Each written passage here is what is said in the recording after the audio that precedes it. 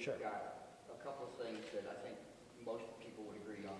Population loss in Missouri has typically been in northern Missouri for the last 20 or 30 years. And since you're losing a district, 6 of the 9 existing districts border on the 4th, west central Missouri, the old like Skelton district. Mm-hmm. With those, will either of those fairly accepted anecdotal things play a role in your deliberations? I'm just going to joke around with you. You're way ahead of me on this game. I haven't even looked to see what borders, what districts, or how many districts touch what. I mean, look at, let's just be candid here. When you push a state as big and as diverse as Missouri is from 9 seats to 8, it's probably going to have some effect on every district. And so I'm just not going to comment or speculate as to what might or might not happen, because it's not the responsible thing to do until we get some real information to start. There's too many, there are too many stakeholders that this means too much to start speculating speculating publicly about what might happen without anything to back it up. So. What are the legal requirements you have to meet? Compact and contiguous, what else? Well, there's a whole bunch of this. Compact, there's contiguous.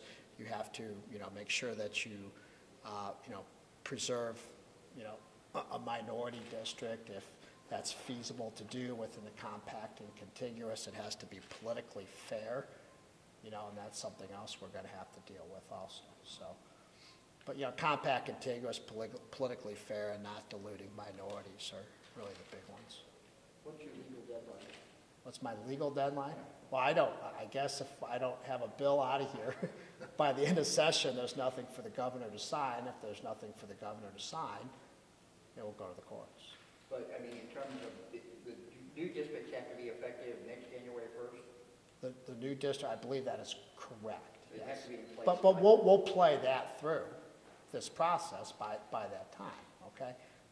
We'll pass a bill and the governor will either, veto it or sign it by the time we go into veto session. I think it's next September, and if nothing, if he does veto it and we can't override the veto, then it'll be up to the courts at that point to comply with getting something in place in time for the 2012 elections. Usually, these processes, previous redistricting, congressional staff members and representatives are pretty involved in sort of negotiating, horse trading, working on trying to make sure the map benefits them in some capacity. How will your committee interact with staff members or people from Congress? Yeah, we're an open door. I've already reached out to many of our congressmen on both sides of the aisle to let them know we're going to have an open door policy. We welcome their input.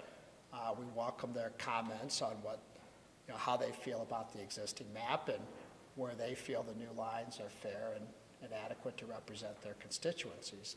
I suspect we'll be hearing from them quite frequently, and they're certainly a major stakeholder in this, and we're going to, actively solicit their and welcome their input in this. How much pressure do you feel to preserve the existing congressional districts that Republican will be? My pressure is to draw, for this committee to draw a map that can override a governor's veto. Okay, so unless I can draw a map, and I can't. This committee can't successfully draw a map unless it's bipartisan. Okay, I have to either have a governor sign it, or I have to have sufficient Democrats come along with me to override a governor's veto. Okay, so by the very nature of the process, there's going to have to be bipartisan support for any bill we build in order for it to be successful. So the pressure, I feel, is to make sure we have a bill that makes it across the finish line, and we're going to work to do that. How many members of Congress have you actually talked to about this so far, and who are they? Well, I've spoken to the aides or congressmen of probably just about everybody. So I'm trying to think of who's the actual congressman or who are the actual aides. And it was nothing substantive. It was to introduce myself and say, this is how I think this committee is going to do the process, and to emphasize to them that the speaker wants this done in a way which is open and transparent, and that we have no preconceived ideas or notions on how this is to be done. None of them suggested, I don't want that, or I do want Oh, that. the discussions with them have been introductory and at a 50,000 foot level. None of the discussions do we get into any boundaries or districts or cities or anything of the sort. It's just, it's premature.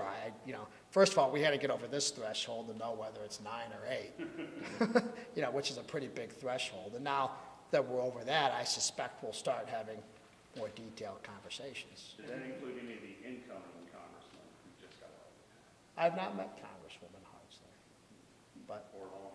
right. Well, I've had a chance to speak with Congressman Long, but it was an introductory meeting. Have you talked to the governor's office? I have not. Do you plan to? Yes, Have you talked to Senator Root? I have. And are you and he kind of in sync on this, or was it Oh, all? I think so. I mean, I think he's committed to a fair and open process also. I mean, look at it. We both fully realize that, once again, we can't push a bill over the line unless it's bipartisan. I know the conventional talk and wisdom is that the Republicans control the process, the Republicans are going to draw the map, but that's simply not the case. Okay, I have to get my bill signed by the governor, or I have to get Democrats to come along with me to override the governor's veto. So we understand that it's got to be bipartisan and open and be a fair map that fairly represents everybody. And I think Senator Roop's committed to doing that.